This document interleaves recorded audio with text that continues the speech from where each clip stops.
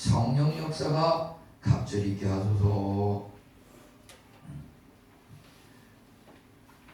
이것이 여기 나오는 이 말씀에 엘리야하고 엘리사 이렇게 등장인물이 두 명인데요. 엘리야라고 하는 그 영적인 스승으로부터 이제 그가 하늘로 올라가면서 영적인 제자인 엘리야에게 마지막 그 요청을 들으면서 또 그것을 이제 엘리사는 간구하고 이렇게 하는 이 장면이 여기에 나오고 있습니다. 우리가 성경 3927 구약 39권 신약 27권 전체를 통해서 많은 은혜스러운 이야기들, 하나님의 말씀, 아름다운 이야기가 전개되고 있는데요. 정말 그 중에서 가장 탁월한 이야기는 무엇인가? 가장 탁월한 사람은 누구인가? 라고 했을 때 물론 우리는 으뜸 사람이면서 신이신 100% 신이며 100% 사람이신 예수 그리스도를 들 수 있지만, 그러면 이 사람 중에서 성경에 등장하는 인물 중에서 가장 탁월한 사람이 누구인가? 그거 물론 사람의 그 견해에 따라서 주관이 섞일 수도 있겠지만 정말 냉철하게 보면 말이죠. 오늘 우리가 소개하는 이 엘리야 정말 굉장한 사람이고 감히 그것도 따라가기 쉽지 않은 그런 사람이라고 볼 수가 있습니다. 그 이유를 우리가 성경에서 찾아보게 되면 우선 성경에서 말이죠, 구약에 나오는 인물 중에서 죽지 않고 살아서 하늘에 올라간 그 사람이 두 명 있습니다. 누군지 아시죠? 그것은 이 창세기에 나오는 에녹이라고 하는 사람이 그랬고, 오늘 소개되는 이 엘리야 선지자가 또 한 사람입니다. 이 에녹과 엘리야는 살아생전에 죽지 않고 살아서 하늘로 올라간 아주 특이하고 대표적인 그러한 인물인 것입니다.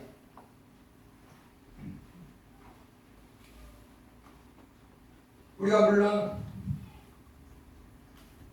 십자가에 돌아가셨다가 부활하신 그 예수님도 물론 하늘로 살아서 올라가셨지만, 그 예수님은 어떻게 보면 십자가에 죽었다가 다시 살아나셔서 올라가신 거고, 이 에녹하고 엘리야는 살아서 하늘에 올라갔다, 성경에 이렇게 기록되고 있습니다.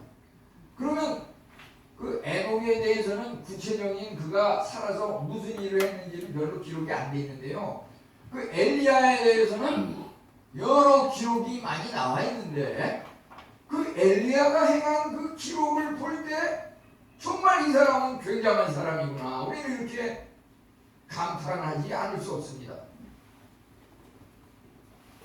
그래서 왜 그러냐면은 구약 성경에 또 죽은 사람을 살리는 그런 역사가 일어나는 두 사람의 그 죽었던 사람을 살리는 그런 기록이 또 구약에 나와 있는데요. 그것이 바로 한 사람은 엘리야에 의해서 죽었던 그 사르밧 과부의 아들이 열왕기상 17장 21절 22절에 보면 죽었던 사르밧 과부의 아들이 엘리야가 하나님께 기도하는 것을 통해서 하나님께서 그 부르짖음을 듣고서 그 죽은 사르밧 과부의 엘리야를 살리셨습니다. 또 한 기록은 뭐냐 하면은 바로 열왕기하 4장 32절로 5절에 나오는 엘리사가 수넴 여인의 아들을, 죽은 수넴 여인의 아들을 기도를 통해서 살리는 그런 역사적인 기록이 성경에 나와 있습니다. 성경은 무슨 이야기나 우화가 아닙니다. 역사적인 기록을 여기 이렇게 하고 있는 것이고, 그 장면을 주위에 많은 사람이 보고, 그것을, 그 장면을, 죽었다 살아나는 장면을 목격한 주위 사람들의 이름까지, 그 시기까지 성경에 다 기록이 되어 있습니다. 이것은 우리가 부인할 수 없는 역사적인, 돌이킬 수 없는 사실입니다. 이제 이만큼 엘리야는 아주 그 살아서 승천했던 인물일 뿐 아니라 죽었던 사람을 또 살리는 그런 아주 특이한 이적을 베풀었던 하나님의 선지자 중에 선지자입니다. 그러면 오늘 다시 여기서 소개하는 엘리사는 역시 엘리야에 못지 않았다, 이렇게 볼 수가 있어요. 왜냐하면 엘리사의 제자, 엘리야의 제자 엘리사 역시 죽은 수넴 여인의 아들을 살렸을 뿐 아니라 더 놀라운 것은, 이것은 엘리야가 하지 못했던 그런 기록까지 나와 있는 것은 뭐냐면 열왕기하 13장 21절에 뭐라고 나와 있냐면, 이 엘리사가 죽은 다음에 관에 들어가 있었겠죠. 죽은 다음에. 근데 시체가 말이죠. 시체가 엘리야의 뼈에 닿았더니, 그 시체가 엘리야의 뼈에 닿았더니 그 뼈에 닿았던 시체가 살아났더라. 도저히 이해가 안 될 수도 있는데요, 믿어지지 않을 수 있겠는데, 열왕기하 13장 21절에 보면 시체가 엘리사의 뼈에 닿자 곧 회생하더라. 그래서 죽었다가 살아나는 사람에 대한 기록이 구약에 보면 사르밧과의 아들, 수넴 여인의 아들, 또 죽은 시체가 또 살아나는 이 세 가지 기록이 있는데, 이것이 전부 엘리야를 통해서 일어났고 엘리사를 통해서 일어났어요. 도대체 이 사람들이 어떤 사람이길래 이런 놀라운 일이 일어났는가? 우선 말이죠, 우리가 이런 것들을 목격할, 이런 것들을 이렇게 듣고 그 설교 말씀을 전해 들을 때 말이죠, 우리는 그렇습니다. 세상 살아가면서 세 가지 반응이 있을 수 있어요. 무슨 이야기든지 살아가면서 세 가지 반응이 있을 수 있다고 하는 말은 무슨 말이냐면, 그것을 들을 때 말이죠, 부정적인 방법으로 듣는 사람이 있고 긍정적인 방법으로 또 이렇게 생각하는 사람이 있고, 중간은 그냥 아무 느낌도 없어요. 그게 뭔지도 모르고 그냥 남이 웃으니까 그냥 따라서 웃고, 이렇게 세 가지로 볼 수가 있겠죠. 우선 이 부정적인 사고방식으로 이것을 받아들이는 사람은 그럴 리가 있냐, 도저히 믿어지지 않는다. 그거 무슨 요즘 말하자면 무슨 마술쟁이가 마술 눈속임하듯이 거짓된 거 아니냐.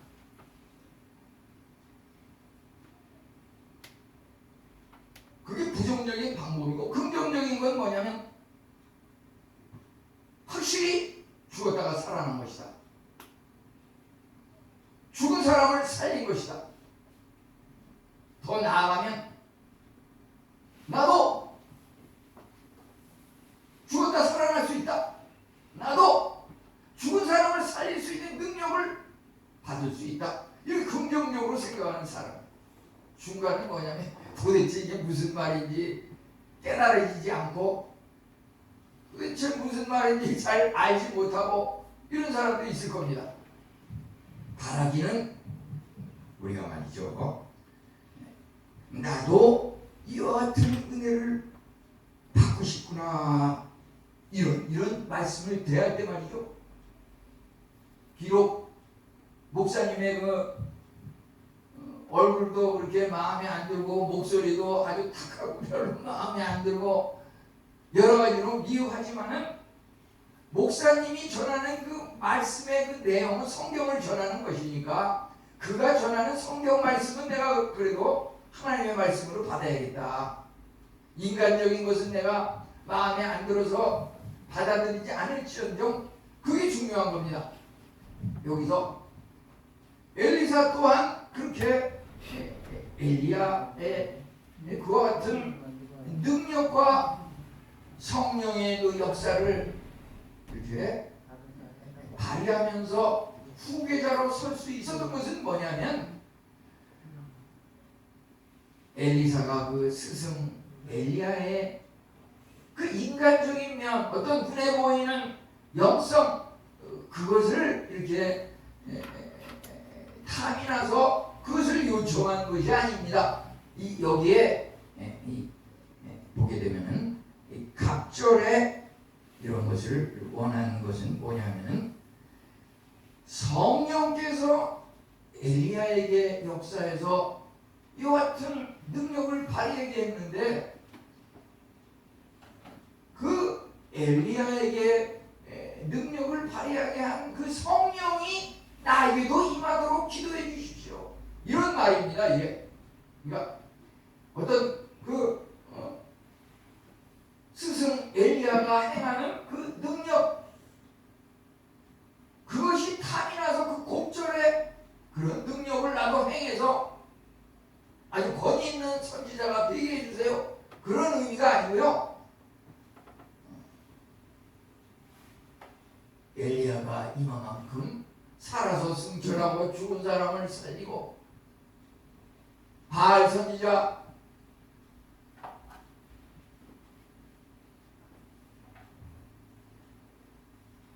그 선지자들 우상 선지자들을 850대 1의 그 경쟁에서 호롤탄신으로 하나님 앞에 기도할 때 그 바알 우상 선지자들은 전혀 응답이 없었지만 살아계신 하나님은 그 기도를 응답하심으로 불이 내려가지고 응답을 받고 850대 1의 경쟁에서 승리하였던 것이거든요. 우리가 참으로 이와 같이 그와 같은 일이 일어난 것은 그 사람이 똑똑하고 인간적인 배울 점이 있어서 그런 것이 아니라 그에게 역사하신 하나님이 놀랐기 때문에 그런 것인데 나도 그 놀라운 은혜의 하나님의 성령의 역사가 임하도록 이렇게 답을 했던 것입니다. 이제 구체적으로 여기 들어갈 것은 갑절의 성령의 역사라고 하는 그게 무슨 말인지 또 우리가 살아가면서 2023년 이제 21세기 이 시대가 미래가 요구하는 것은 무엇인가?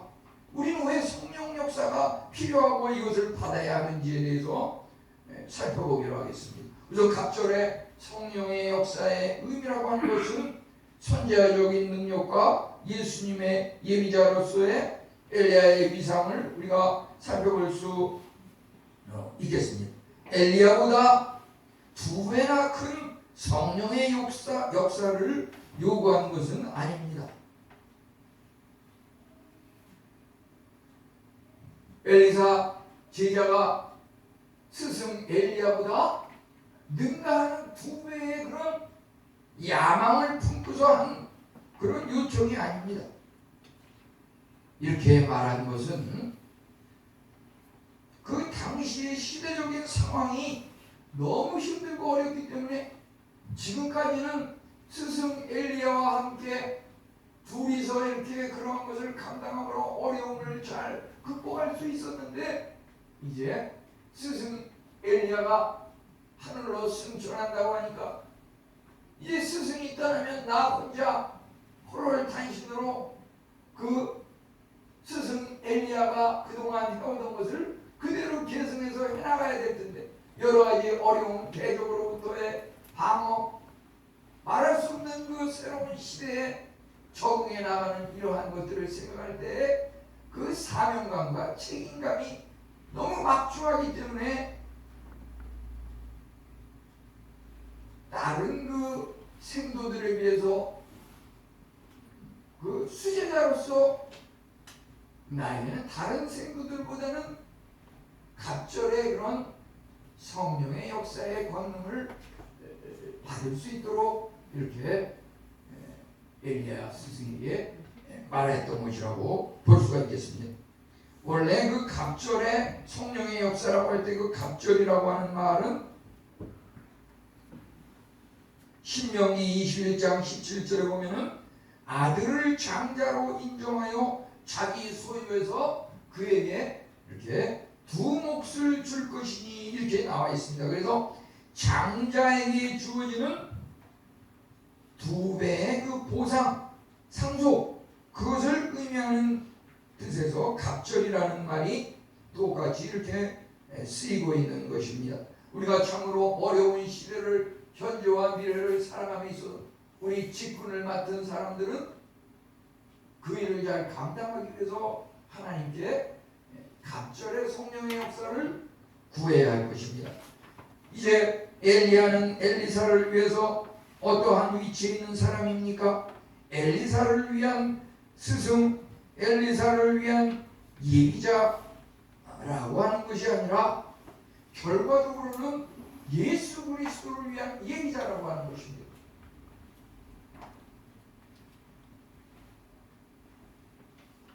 우리가 교사, 가르치는 입장에 있는 사람 또는 자녀들을 양육하는 부모의 입장에 있는 사람으로서는 내가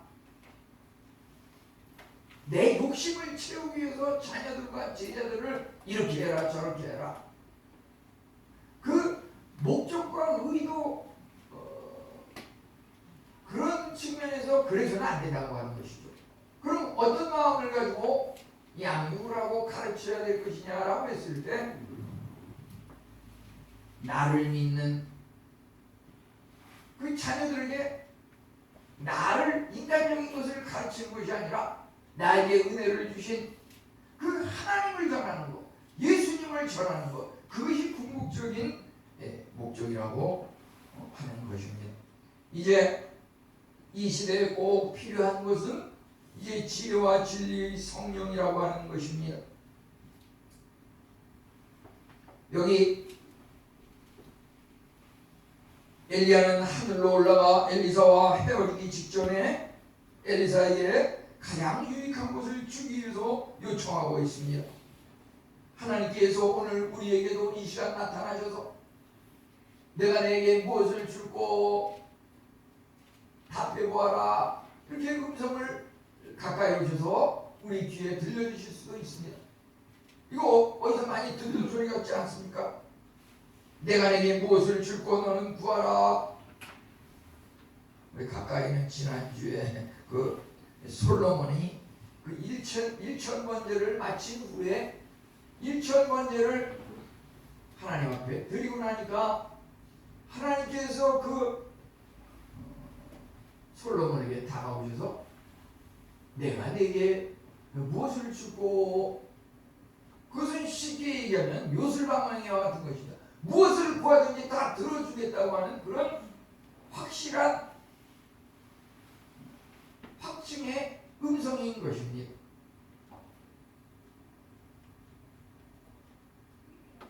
하나님의 은혜가 하나님의 음성이 하나님의 우리 미래를 향한 그 어떠한 것도 부족함이 없도록 하나님께서 다 들어주시고 채워주시겠다고 하는 그런 약속의 말씀 그 음성을 우리는 들어야 합니다. 기도를 열심히 예배를 열심히 하나님 앞에 우리의 전전제를 솔로몬과 같이 1,000번제를 드리는 마음으로 이렇게 할 때 하나님께서 가까이 오셔서 음성을 들려주시는 것입니다. 그때 솔로몬은 뭐라고 했습니까? 그가 어떤 세상에 장수를 구한 것도 아니고 부귀영화를 구한 것도 아니고 그가 이제 다윗의 왕위를 계승하여서 이스라엘 백성을 다스림에 있어서 백성들을 올바로 잘 심판할 수 있도록 지혜를 달라고 이렇게 구하였던 것을 보게 됩니다. 우리가 참으로 오늘날 살아가는 데 있어서 지혜가 필요하다고 볼 수가 있겠습니다. 주님께서 오시는 말세가 가까울수록 이단과 마귀사탄이 득실되고 세상적으로도 보이스피싱이라고 하는 것이 유행하면서 우리가 평생 고생해서 모은 돈을 뺏어가기도 하고 때로는 건강을 뺏어가기도 하고 이단이 와가지고서 우리의 어떤 성결함도 뺏어가기도 하고 우리는 이러한 것들에 대해서 영적인 분별력을 가지고 대처해야겠다고 하는 것입니다. 이 엘리사도 솔로몬과 마찬가지로 그 스승 엘리야가 와서 무엇을 원하는지 이렇게 물어보았을 때 갑절의 성령 역사를 이렇게 구하였던 것입니다. 갑절의 성령 역사. 갑절의 성령 역사라고 하는 것은 결과적으로 예수 그리스도를 구한 것이다 이렇게 볼 수가 있고요. 성령의 역사를 구하였다고 하는 것은 우리가 오늘 금년 2023년 표로 정했듯이 성령이 너에게 임하면 권능을 받고 예루살렘과 온 유다와 사마리아와 땅끝까지 이르는 증인이 되려 예수 그리스도의 증인이 되는 그것이 바로 권능이 성령의 권능이 임한다고 하는 것입니다. 야, 예수 그리스도가 임하니까 저렇게 놀라운 권능이 임하는구나. 그 사람의 삶이 완전히 달라지는구나. 이제 요한복음 16장 13절은 우리를 진리 가운데 인도하시는 진리의 성령에 대해서 말하고 있습니다. 그럼 우리는 가장 귀한 여기 세상을 하늘로 올라가기 전에 제자 엘리사에게 내가 내게 무엇을 물려줄지 말해보아라 라고 했을 때 엘리사는 당신이 성령이 하시는 역사가 갑절이나 내게 있게 하소서 이렇게 요청을 하였는데요. 이것이야말로 가장 현명한 요청이라고 볼 수가 있는 것입니다. 우리는 세상을 떠나는 사람들 또는 고령이 되어서 이제 은퇴할 시기가 된 사람들 우리 자손들에게 무엇을 물려줘야 합니까? 곰곰 생각해 볼 때 세상 사람들은 재산을 어떻게 하면 잘 상속할 것인가 거기에 집착해 있는 것을 보게 됩니다. 우리 성도들은 어떤 눈에 보이는 그런 재산 상속, 땅을 상속, 돈과 집과 세상적인 지식과 학벌을 물려주려고 할 것이 아니라 우리 성도는 믿음을 물려줘야 되고 정신을 물려줘야 되고 이 성품을 물려줘야 되고 눈에 보이지 않는 그 정신세계를 물려줘야 한다고 하는 것이다. 그것이 바로 여기서 말하는 또 엘리사가 스승 엘리야에게 요청한 성령의 역사를 갑절이나 있게 하소서. 참으로 성령의 그 역사, 성령의 성품이 우리 안에 들어오게 되면 실패가 없다고 하는 것입니다. 왜 그렇습니까?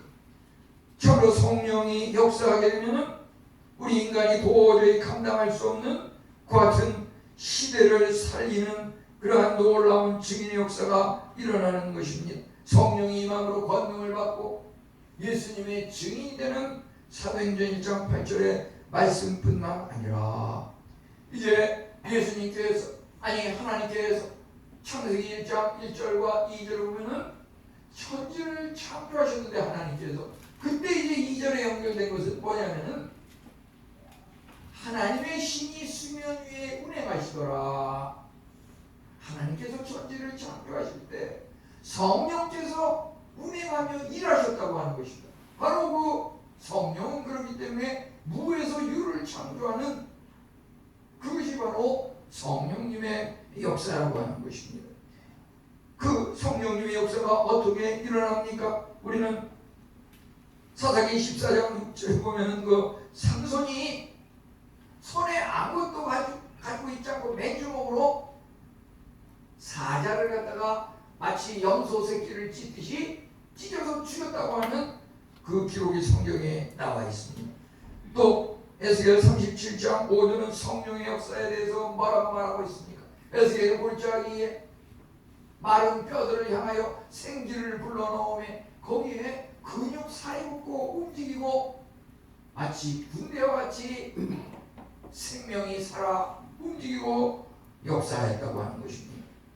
이 예수님께서 세상에 오실 때 어떤 방법으로 오셨습니까? 마태복음 1장 20절에 보면은 이사야서 7장 14절의 말씀을 인용을 하면서 처녀가 잉태하여 아들을 낳을 것이요. 그 잉태된 것은 성령의 역사를 통해서 잉태된 것이니 우리가 성령을 받기만 하면 하나님의 은혜가 임하게 되면 무에서 유가 창조된다고 하는 것입니다. 저는 그래서 누차 반복하지만 우리 예수님을 믿는 그 삶의 과정이라고 하는 것은 돌연변이 현상이 일어난다고 하는 것이에요. 세상 사람들은 불신자들은 부모님의 유전자를 받아서 똑같이 무슨 그 부모의 그 자식이구나. 우리 하나님을 믿는 사람은 절대 그렇지 않다고 하는 것입니다. 돌연변이 현상이 일어난다고 하는 것은 뭐냐면 그 부모의 그 자식이 아닙니다. 예수님을 믿는 사람은 그 부모가 하나님입니다. 하나님. 그래서 하나님의 역사가 각 신령에게 일어난다고 하는 것입니다. 성령 역사가 왜 필요합니까? 시대가 참으로 힘들고 어려운 이러한 상황에서 우리는 도저히 하루하루 매 순간 쉽지 않습니다. 그 삶이 어린아이로부터 어르신에 이르기까지 어떻게 그렇게 바쁜지요? 너무 바빠가지고 시간 틈새가 없습니다. 뭐 약속 하나 잡으려고 그러면 다 스케줄이 꽉 차 있어가지고 어린이도 그렇고 총장년 어르신까지 다들 바쁩니다. 바쁘다 바빠. 모든 것이 발달하고 의술이 발달하고 전에 없던 질병이 이제 검사를 통해서 발견이 되고 문제는 아무리 전에 없던 병을 정밀하게 발견을 한다고 하지만은 그만큼 또 죽는다, 계속해서 죽는다고 하는 것이죠. 전에 없던 병이 더 생겨난다고 하는 것입니다. 전에는 도대체 코로나19라는 게 있지도 않은 병인데 물론 전염병이 시대를 따라서 간혹 있었지만은 이렇게 국소적인 것이었지 세계적으로 이렇게 퍼지는 이런 것은 쉽지 않았는데 요즘 신종 질병이 자꾸 생겨납니다. 하나가 없어지면. 우리 신앙도 마찬가지예요. 옛날에 그 가졌던 그 신앙 그거 가지고 내가 믿음 생활에서 마귀 사탄을 물리치고 세상에서 승리하는 승리의 신앙이 될 것이다. 결코 안 그렇습니다. 우리는 그 신앙이 계속 발전해 나가야지 이것을 견뎌나갈 수 있는 것입니다. 할아버지보다 부모가, 부모보다 자녀가, 자녀보다 손주가 그 신앙이 계속 발전해 나가야 돼요. 엘리야 스승보다 엘리사는 그래서 각절의 성령의 역사를 구해야 되는 것입니다. 우리가 참으로 한국이 경제가 발전하고 국가적인 위상이 세계적으로 10위권이다.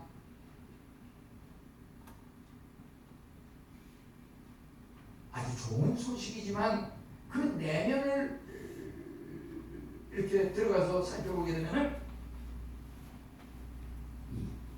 OECD 경제협력 개발 기구 그 국가 중에서 자살률이 세계 1위라고 하네. 세계 1위. 1년에 한 13,000여 명이 자살을 하는데 하루에 평균 37명이 2021년 통계를 보면은 한국이 세계 자살률 1위라고 하는 것은 이미 아는 사람은 외국인들도 다 알고 있는 것입니다. 이게 뭐가 문제입니까? 우리는 참으로 모든 분야에서 계속 발전해야 된다고 하는 것입니다. 10대에서 20대는 정신적인 고통이 많이 있는 것을 보게 됩니다. 그들이 자살을 하는 그 이유, 30대에서 50대는 경제적인 어려움 때문에, 이제 60대 이상은 고령화되면서 육체적인 건강상의 어려움으로 그것을 감당하지 못하고 자살을 하는, 그것으로 인해서 한국인이 참으로 자살률 1위의 나라로 우뚝 부끄럽지만 서게 되는 것입니다.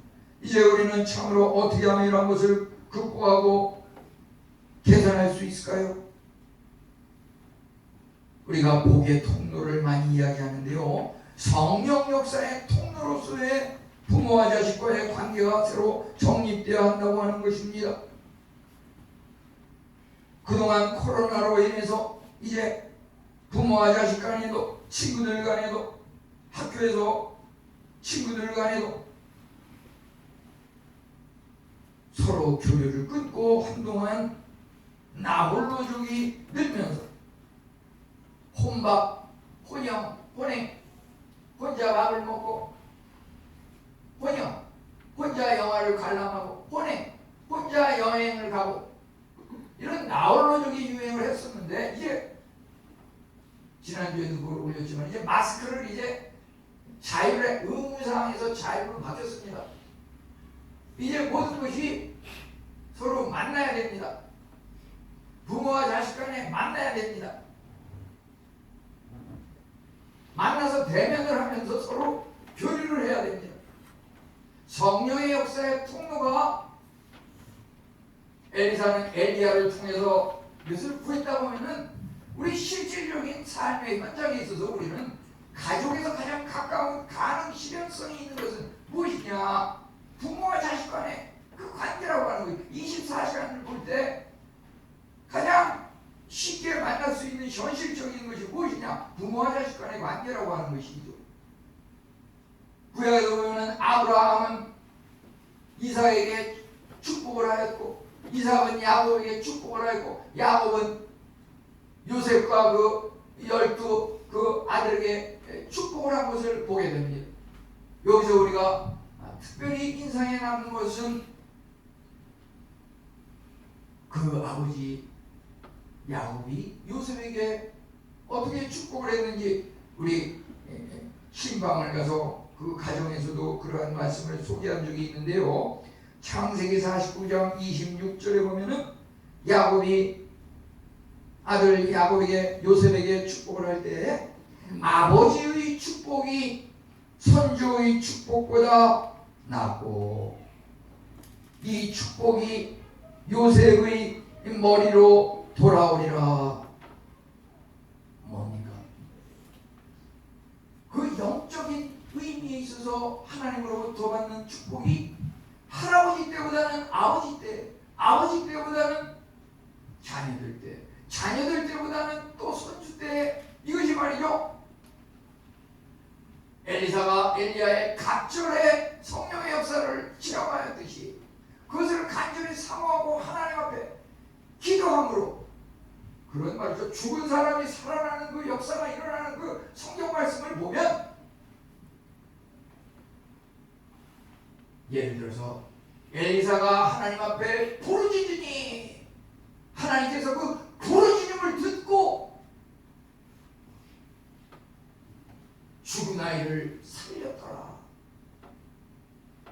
우리 이런 역사가 말이죠, 그냥 저절로 그냥 상상 속에서 이렇게 이루어지는 것이 아니고, 하나님 앞에 간절히 부르짖을 때 하나님께서 그것을 응답하셔서 우리에게 이러한 역사를 일으키는 것을 보게 되는 것입니다.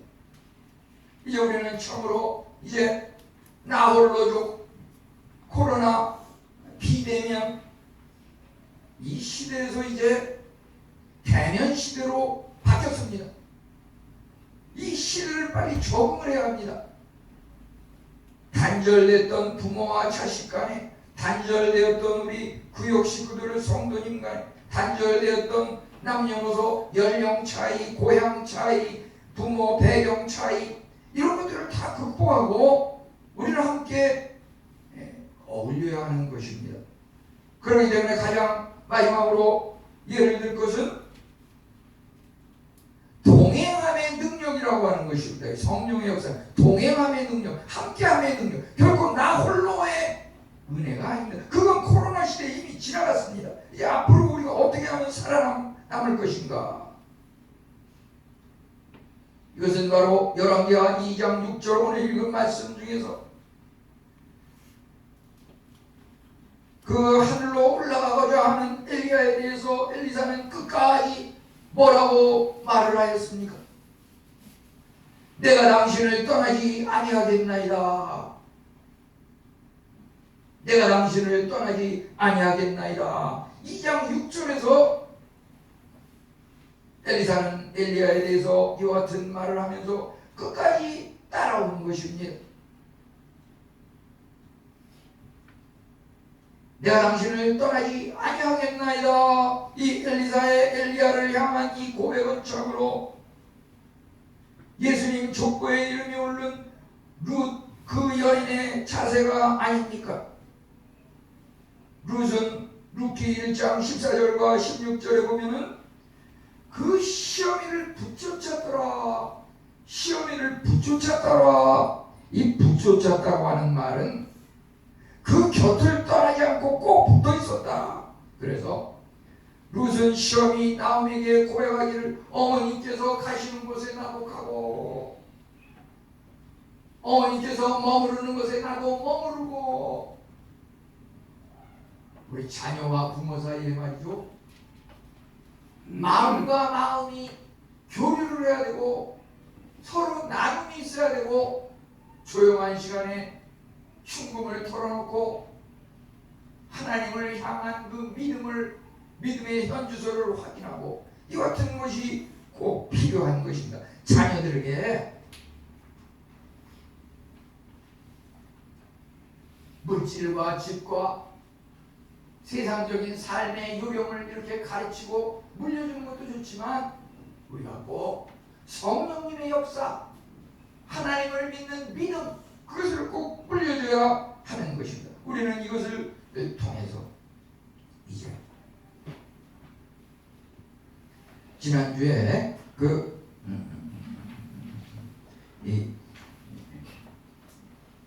11월 19일에 추수감사주의를 대비해서 이제 오랫동안 기도하면서 준비가 필요합니다. 이웃초청 전도집회 총동원 출석 너무 부담 갖지 마세요. 내가 1년에 한 명을 갖다가 태신자를 잉태해가지고서 그 믿음을 전도하리라, 이런 마음을 가지고 기도로 준비하는 자세를 이렇게 할 때 하나님께서 우리에게 응답하실 것입니다. 왜냐하면 우리가 하나님의 일을 하겠다고 하니까 하나님이 얼쑤 좋다 하고 우리를 지원해 주실 것이 분명한 것입니다. 우리가 태신자를 전도하는 이것은 우리를 위해서 하는 것이 아니라 하나님을 위해서, 하나님의 일을 위해서 하는 것이니까 하나님이 너무 반가워하고 얼쑤 좋다 하고 이것을 응답하실 것입니다. 지난주에 보니까 6명이 이렇게 이름을 기록하고 작정을 했는데요, 아직 기록하지 않은 분들을 너무 이렇게 부담 갖지는 마시고 이렇게 기도하는 가운데 저기 뒤에다가 이 카드를 놨으니까요, 이름 한 명을 기록을 해가지고 헌금함이라든지 다음 주도 좋고 이렇게 자유롭게 이렇게 해주시기 바랍니다. 참으로 한 사람이 한 영혼 구원하기 위해서 동참하는 것, 이것이야말로 우리가 예수님이 증인이 되기 위한 성령님의 역사를 통해서 틀림없이 열매를 맺을 수 있다고 생각이 듭니다. 다 같이 기도하겠습니다.